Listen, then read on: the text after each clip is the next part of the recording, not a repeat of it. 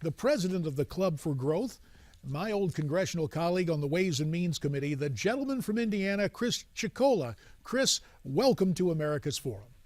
Morning, JD. It's great to be on with you. Hey, Chris, what bothers you most about this proposal? Well, number one, it's a $164 billion tax increase on the American people, and number two, it perpetuates a broken system. The reason that the Highway Trust Fund runs out of money is because it's based on an old model that doesn't work anymore. So, I don't think that we should pour money down a black hole by raising taxes on the American people. They say they pay for it with fictional tax cuts elsewhere.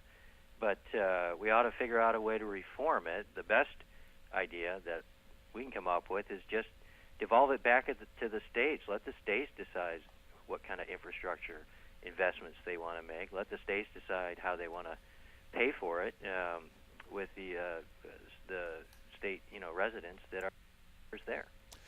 Chris, we don't get way down in the weeds, but perhaps it'll be instructive to the way Washington works. So, Senators Murphy and Corker are saying, gee, this trust fund is depleted.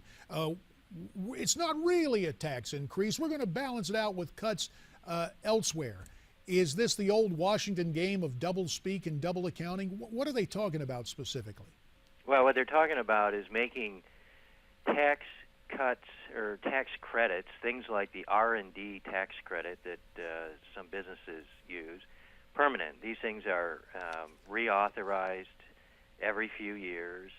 It's a budgetary gimmick where they try to count them several times for things that mask tax increases elsewhere. So these are fictional. The Congress really needs to engage in fundamental tax reform.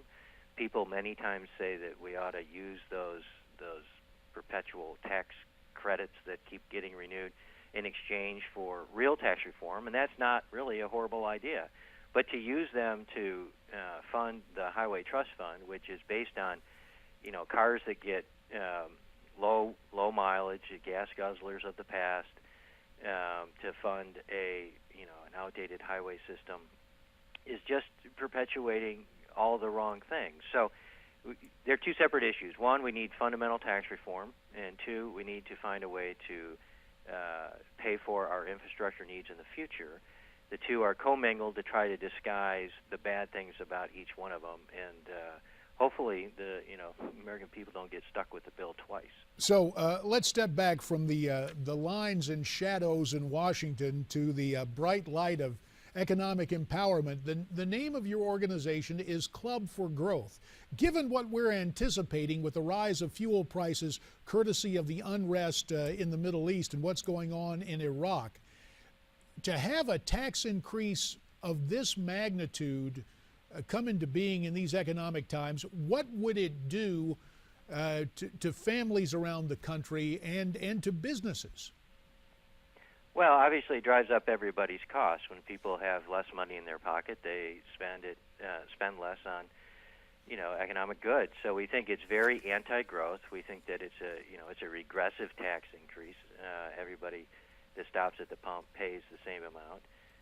And it's a shame because there are almost unlimited energy opportunities that we have in this country with new technology and how to retrieve things like gas and oil, and we don't have to be reliant on what's going on in the Middle East nearly to the extent we are now in the sensitivities to the energy prices. So this is just it's a piece of the puzzle of the opportunities we have that we are missing.